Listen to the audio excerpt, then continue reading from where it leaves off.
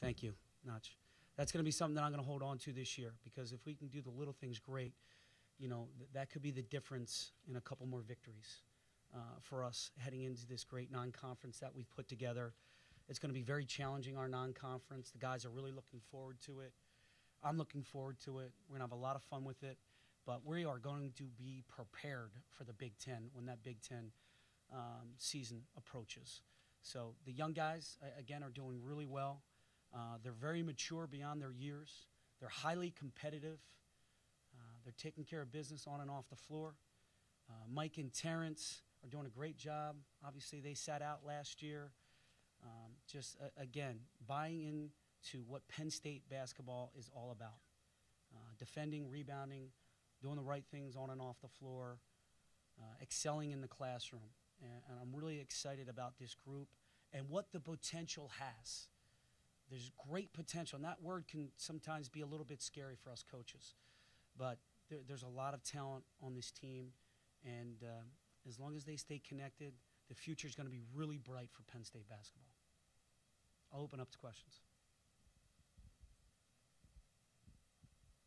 What has the transition been like for the new guys, and have there been particular challenges that they've had? You've talked a lot about the positive ends of it, but we know that for most kids coming in, there are usually some stumbling blocks. So how's it been for them from that perspective? It's high school to the Big Ten, right? That's a leap. That's a jump.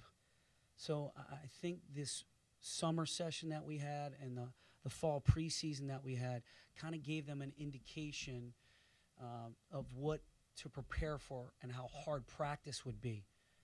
And I think they're adapting. Now, there's got to be a consistent effort every single day. And we're getting it for the most part. But I would say that's what they got to work on. They got to work on a consistent effort throughout the 2 hours every single day that we're on the floor to get better and to build trust with the coaches and the veterans and their teammates. Has there been a particular newcomer that's impressed you most? And if so, what has been most impressive about his play so far? I'm not going to say he's a newcomer, but he's eligible to play this year, and that's Mike Watkins. He's doing a great job running the floor, rebounding, blocking shots, catching everything. And you'll notice that when we start playing games that he's one of the best passers that we have on the team. So to have a big man like that who can catch everything, finish strong, and to be a great passer is something that fans and Penn Staters are really going to enjoy, really going to love. Coach, guys like Nick Higgins and the rest of the student managers, what do they mean for the program, especially as we advance towards the regular season? Hey, thanks for asking, because you never get that question. These guys are so selfless. They sacrifice their time. They're incredibly committed, loyal, and we make sure that we thank them as often as we can with a dap, with a pat on the back, something to let them know that they mean the world to these players, to this staff, and this program. So far, they're doing a phenomenal job and everything. And then they're running a CVC 5K event for us, so they're doing a lot more than just helping us on the basketball floor. Hey, Ryan, how you doing, buddy? Good, how are you? What can Terrence bring to the team this year, and how does the backcourt look with him and Shep and Tony, and maybe how they can help Shep, just kind of rotating those three? Terrence can bring a toughness that we sorely need. He can bring leadership. He's been there. He's done it. He's been a part of a national championship team, so he can constantly remind the guys in the locker room what it's going to take to get to that level of consistency, sustainability, success day in and day out. So I've tapped him to that already, and he's been truly doing a great job as far as that. But he's also going to push Shep off the ball a little bit, so Shep doesn't have to bring the ball up for 37 minutes, which can tire anybody out with the level that we're playing at. And now the tempo that we're going to play at, I just don't see Shep playing 37 minutes. So Terrence and Tony become very vital in spelling him and getting him shots. Last year he used a lot of dribble handoffs and ball screens to get his own shot. Now these guys will get him shots. Brandon Taylor did a great job last year when he commanded a double team, getting that ball out and finding Shep. So that's a positive. So this year I'd like to think that Terrence and Tony and Josh Reeves and our bigs are doing a great job passing the ball, that Shep's going to find some open space where he can get some uncontested shots. How's it going, Coach? Right in the middle here. How you doing? Doing well. So how has a guy like Shep grown from a leadership standpoint from, when you got him as a freshman to now? And what's the relationship like, or I guess better word is chemistry, with the younger Roman Catholic guys that are on your roster? Shep knew coming into this year with Brandon Taylor and Jordan and Don and all those guys graduating, that he would have to step up into a leadership role. And he has done a really good job of taking his time with that. Sometimes we want to just jump into it, become the leader, and really what does that mean? There's a process to that. The guy's got to trust you. They got to believe in you. You have to be one of the hardest workers. And it doesn't have to be vocal all the time. It can be done by just actions and many other little ways to get to his teammates to show that he can be one of those guys that can lead this team to new heights and new levels. And he's embraced that, and he knows it's not a hit the ball and run the third type of analogy. It's hit the ball and you have to go to first. And we got to learn, and he has to embrace that type of role. And he's doing that. So in the summer, a little bit slower, fall, a little bit slower. Once practice has started now, I hear him a little bit more. We have Attitude Club in practice. He's been in the top 3 for 8 practices. And for a guard like Shep, that's pretty impressive. Is Shep a little more comfortable off the ball, or how have you seen that so far? And has it been much of an adjustment for him going off the ball a little bit more? Well, what I'll say is Shep's a ball player. You can put him anywhere, and he just wants to play. He loves to play the game. You want him on the ball, he's going to try to make the best decision possible, whether it's a shot or an assist. And then off the ball, he's still going to continue to make plays with the way we're playing this year. But it gives him a little freedom. He doesn't have to bring the ball up for those, to half court. So either way, if we play him on the left side, the right side, or on the ball, Shep's going to thrive. Julian has always seemed to be just that far away from kind of clicking in all sorts of areas. How has his offseason been? And it seems like outside of Mike, you got a lot of guys that can play forward, but maybe not just a pure 5. Do you see those two on the court at the same time at some point this year? It really is going to depend on how the flow of the game is going. If we need to play them together, we can, and I feel very confident with those guys on the floor at the same time. Julian has really stepped up as far as rebounding. Right now he's number 1 in our attitude points through the first 8 practices. I think he would admit that this is probably the first time. He might have more now than he's had in 2 years.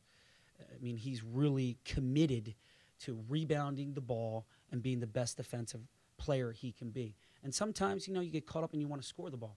Now I think he has a better understanding, especially learning from those guys last year, that there's more to the game than just scoring.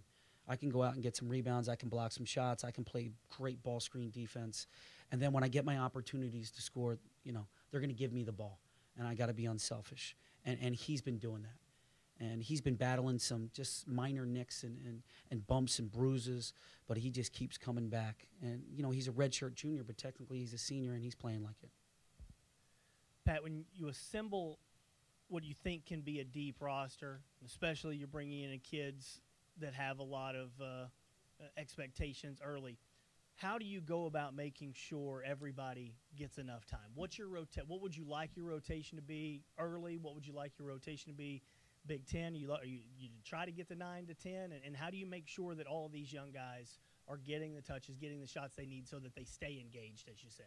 Yeah, that's a good question. So we want to play 10 guys right now, and that's the goal. And we might put a starting 5 out, but it's really a starting 10. We got to figure out the right first lineup and then the right second lineup.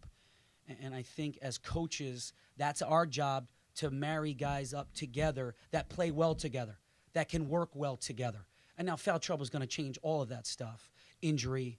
But in the beginning here with everybody pretty healthy, we're going to try to, some guys might deserve to start, but we might bring them off the bench just because they play better with with Mike Watkins or Julian Moore, or maybe Terrence plays better with Josh Reeves, where Peyton plays better with Tony Carr. I mean, as a coach, we have to look into that stuff to put our players in the best position to be successful. So that's the goal here. Every day in practice, continue to put lineups together. We have not chosen a starting team. We've had really some healthy competition the first 8 practices. We're going to have another practice today. We'll have one Friday, Saturday, and then maybe next week I'll start to put together a 5 with a rotation so everybody understand when their minutes are coming, when they're coming off the bench first, second, third, fourth, and fifth. So there's a comfort level going, all right, I know when I'm going in. And they know with the style of play that we'll be playing, we want to score 80. So we're going to press a little bit more. We're going to push it, make or miss as often as we can. We need 8 to 10 more steals. We got to reduce fouls. So everybody understands and has a clear goal of who we're going to be, what our identity is. And if they know that, then I can't pull a Tim Frazier and play him 40 minutes. We can't do a DJ and play him 38 minutes. Shep played 37 last year. I think we got to get those minutes around the 31-30 mark to be the most successful team that we can be so these guys aren't worn out by January.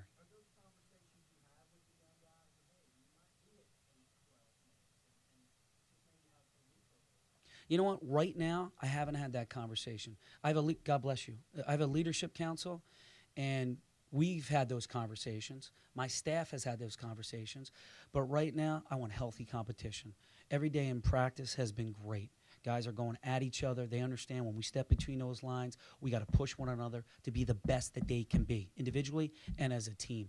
So once this week, we get through this week and we get better every single day, then we have to start preparing for the scrimmages, the exhibition game, and then we should have some good flow.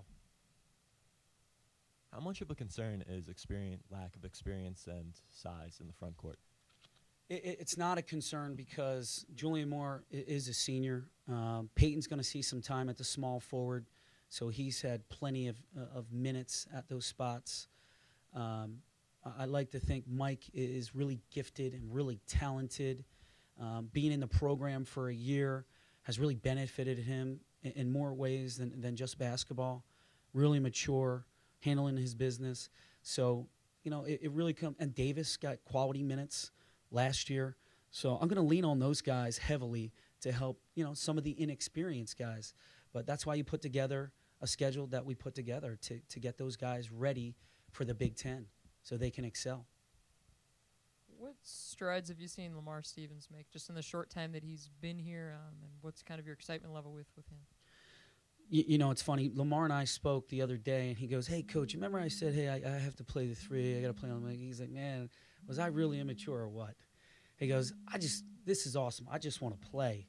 And the fact that, I'm playing multiple positions, that gives me more opportunity for playing time. He's playing the 3, he's playing the 4, and in a pinch, he's going to play the 5. So we're moving him all over the place, and he has earned it.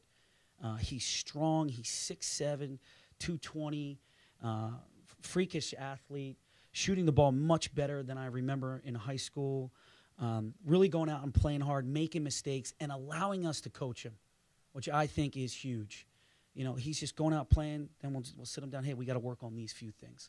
And he's receptive to coaching. He's a ball player. He just wants to be on the floor. Wherever you put him, he's going to try to be the best that he can be. And, last week we had a mini scrimmage, and he won the Attitude Club. For a freshman to come out, first scrimmage with officials to win that's really impressive. Coach, what have you seen from Davis this season as compared to last season, the steps he's taken, and what role do you see him growing into? Davis stayed both summer session 1 and 2, and I think it really benefited him. He missed the entire summer last year. He went home, couldn't get him back over in time. So just did a great job. He's in unbelievable shape. He's right around 215, 218. Feels great. I just talked to him after practice the other day. Coach, I never felt better. So he loves this style of play. He doesn't mind playing the small forward at all. Most importantly, he's seen the ball go in the basket. His shooting percentages weren't the best last year. He made some timely ones. But he's seen the ball go in the basket. I think he shot 5 for 7 from 3 a couple practices ago. Feeling good about himself, rebounding the ball. I think Davis becomes very important to us at that small forward spot. He's going to see his minutes increase tremendously because he has a high IQ. Positionally, defensively, he knows what he's doing. Offensively, he's embraced the small forward spot, wants to be at that spot. So I think that's the best place for him to help this team be successful. Pat, what kind of specifics can you offer into the Attitude Club that you mentioned and the mentoring program you mentioned at the opening between the younger players and older players? How is that graded? You know, what activities do they do? What are some of the insights there? The first thing I mentioned was the rookie transition program. That's just an older guy taking a younger guy under his wing. And obviously there's challenges when you're a freshman. And, you know, there's a lot of opportunity to make mistakes here. And they're just coaching them, guiding them, you know, like a big brother would. Trying to steer clear of, you know, where not to go, what not to do, what not to say, how to conduct yourself. They did a really, and it's an ongoing, so they're doing a very good job. It's ongoing, though. It's only October, so, again, it's a process. But they're listening, and they're respecting the older guys, which is terrific. The Attitude Club is all about doing the little things. I think the guy that best exemplifies that is Tim Frazier. I think we would all say Tim Frazier wasn't the greatest lights-out shooter here, but he was solid. But he embraced doing the little things, which is rebounding, offensive, defensive rebounding, assist, the hockey assist, steals, deflections, dives, charges, fouls drawn, just, you know, all those little things that impact a team to help your team win. And now everybody's buying into that, trying to take care of the little things to help their team, whatever team they're on, blue or white on that day, to help them win. And if you can get 14 guys buying into that, man, you got a really good team. And you know, when a Shep Garner, a Peyton Banks, a Josh Reeves are buying in, the younger guys are going to follow. They're all tallied by my good friends Nick Higgins and all his buddies. That's exactly right. They do a great job of keeping those stats. What's the difference between a Peyton Banks that's fighting for a starting job and a Peyton Banks that is now a known commodity?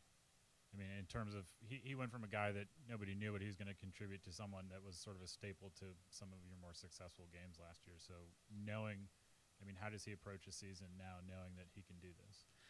I think he's approaching the season, number one, he's worried about his leadership because he wants to you know, he wants to help this team. He's been here a long time. He understands the pitfalls.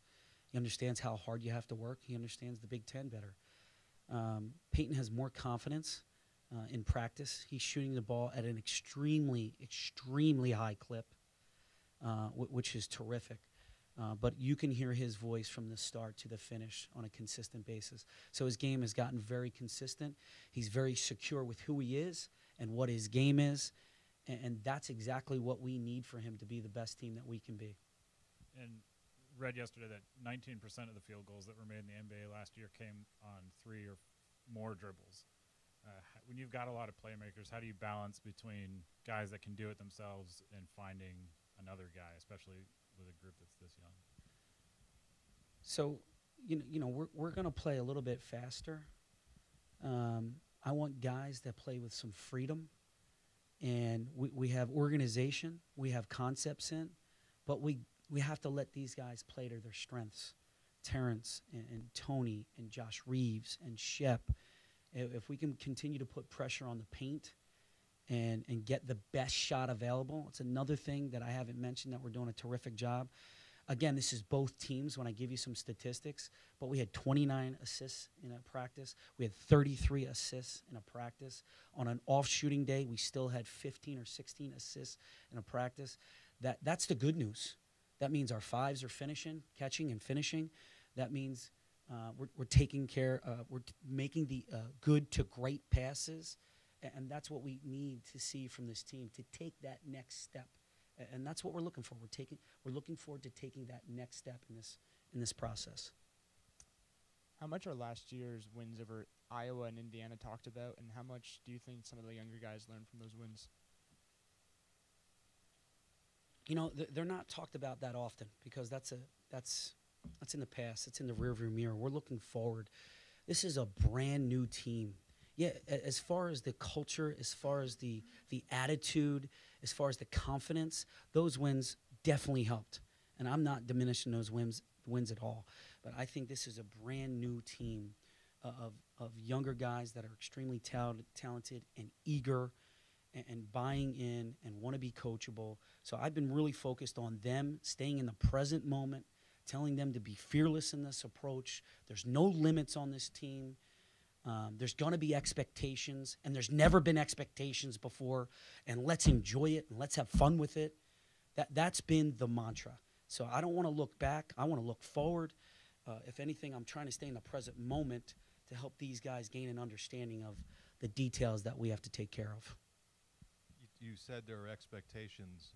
You've always said to be the best team at the end of the season. What are the different expectations now? If you're saying there are expectations, what are Well, they? I'm saying what all of you kind people are saying, what the social media world is saying.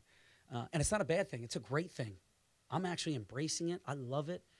That's where we need to be. We want those expectations. But for me, inside my locker room, we just need to be the best team we can be by the end of the year. And for the years that I've been here, we've done that. We've done that. And we just got to be better than we were last year. And in terms of translating those expectations into people and actually sitting in the seats and more fans, I mean, do you think you're going to be able to do that? And are there things that you're trying to do to capitalize on these expectations? Yeah. I wish LC was in here. Is he here? I don't know if he's here, but our ticket sales are up. The Pleasure's already sold out. That right then and there is showing where we are and where this program is headed. It's an exciting time to climb. It's an exciting time to climb with men's basketball, but we need everybody to climb with us. Students, everybody. Sandy Barber's here, Phil Eston's here. They're all going to climb with us. They all understand there's going to be ups and downs, but we need to stay consistent with this climb, with this approach, because we do have somewhat of a youthful team, but the approach cannot change, and we got to be as consistent as possible. And one last one. You said looking forward. You're looking forward. Speaking of that, you had a scholarship open up late. Is there any chance of using that in the early signing period, or was it too late to be able to put that to use you know what? even this year? Yeah, we've been really the staff has done an amazing job of keeping our pulse on 2017s. We continue to recruit 2017s because you just don't know. But right now we're gonna stand pat and take the best player for us, whether that's in 17, whether that's in 18, whether it's a transfer. We'll just have to see how things after this signing period. We'll just see how things start to fall in place throughout the country, and then make some decisions on how we move forward and what's our pressing need for this team. We've done a nice job. The staff has done a really, really good job of putting together an elite level, high level team. Coach, you talk about getting your young team ready with that early season schedule. I mean, one game that obviously stands out is Duke. How important is a game like that, not just for the players to go against competition like that, but for yourself, honestly, as a coach, to pit yourself against a Mike Krzyzewski, early in the season? I appreciate the question, but for me, it's Lock Haven, it's Albany. We can't take any game lightly. No one game's bigger than the other, because that's when you get snake bitten. When you start focusing and looking ahead, it's happened to us here in the past 5 years. Guys start looking ahead, they make it their Super Bowl, and then, the bottom falls out. And I don't want that to happen with this group. The most important game to me right now on this schedule is Lock Haven. And that's what we're going to start focusing on after these next couple weeks. And I look forward to coaching against these guys in Albany and Will Brown and the Old America East foe. So it's a challenging non-conference, but it'll be fun. You talked about embracing the expectations, and I'm just curious, as you look back over your tenure here so far, what have you learned about what it is to be the Penn State men's basketball coach, the challenges that you took from day one, maybe some people's expectations getting a little ahead of themselves earlier on? Well, what has this whole process been like for you to get to a point now where maybe you have the best roster you've had? Wow. It's been the most unbelievable experience. I've learned so much from, I call them learning mistakes. I've learned from failure. I've learned from losses. But I've also learned a lot about myself, and I learned a lot about my staff on how we are persistent, we were deliberate, It might not have been as fast as others wanted it, but if you're doing things the right way, there's a process to it, and we got married to the process. We're going into year 6, and we're starting to finally see all the hard work pay off. And don't get me wrong, there were definitely some dark nights, some tough weeks, but you know, we got ourselves up off the mat, we got back to the center of the ring, and we just kept punching. And I give this program, this administration, these players so much credit for believing in us and committing to us and committing to this process. And then you have to give credit to the guys who were recruiting, who said yes. You know, the Josh Reeves, the Mike Watkins, the Davises, and then this great group coming in to the Shep Garners to believe in our vision of what this program can be. Just an incredible 5 years that no teacher, no wise man could ever give a young coach. And I'm appreciative of every year that I've been the coach here and every opportunity and every experience that I had. With all the talk about the freshmen, it sort of seems that the talk really hasn't been on Josh Reeves that much just because of all the hype of the young guys. But him putting on 20 pounds, about 20 pounds, how much has that helped his development? It's been Greg Miskinnis, our strength coach, has done a terrific job with Josh. And let's remember, too, that Josh also sacrificed his summer, was up here both summer sessions. He did not like sitting out the month of January, which you look back, that definitely hurt us. But he said, I got to put on the weight to be able to play at a high level in the Big Ten and to take care of my body and really prevent. So he sacrificed this summer. This fall, he's been tremendous. He's been our MVP. He was voted MVP in the summer and this fall in the weight room for us as coaches and for Saz in the training room. Just taking care of business, doing all the little things that he needs to do to make sure that he stays on the floor. We were walking back here for this press conference. Josh is in getting treatment on his legs when he doesn't need to, but he's here. So he's sacrificing a lot. He's sacrificing sleep. He's sacrificing, chill out time, hang out time with his friends. And he has committed to getting in the gym, getting in the weight room, and changing who he is, mind and body. Pat, I'm wondering with the new style that you mentioned, the extra pressure and running more in transition, how you would balance, the obvious benefits of that, forcing turnovers, getting more points versus the, obvious negatives that might come with that, turnovers yourselves or extra fouls. Considering also those mistakes might be, things that young players or young team like you have might be prone to. Is it just fearless, like you mentioned, we're going to go full speed ahead, we'll survive the turnovers that come about with that and kind of go through them, or might that scale back if, there are a little bit more negatives initially with the new style than there might be positives? How do you balance it? Yeah, great question, and you're exactly right. We're gonna be fearless. We're going for it. There's going to be some tough stretches. There's going to be some high turnover games, and we got to understand that. We got to coach these kids, but we are going to play at a very high tempo. That's what we want to do this year. I am committed to it. We've researched it all summer, spring and summer, all spring and summer long, to become this high tempo team that we believe is best for this team. In all the years I've been here, I've tailored my offense, my defenses to the strengths of the team. This year, with our depth, in reality playing, we could definitely play 10, maybe even 11 guys.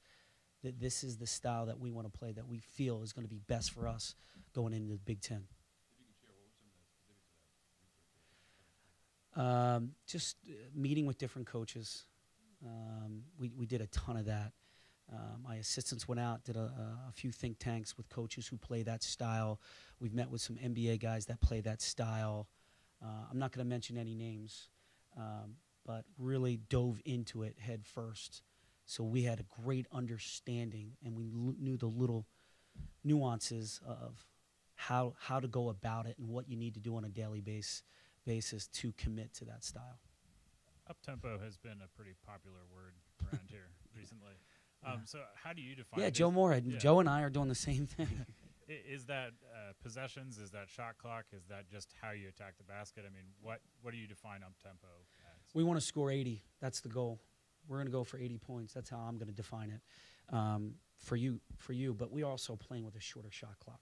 we also understand that last year we played a very low possession game because that was our strength, that was our talent level, and that's what we had to do.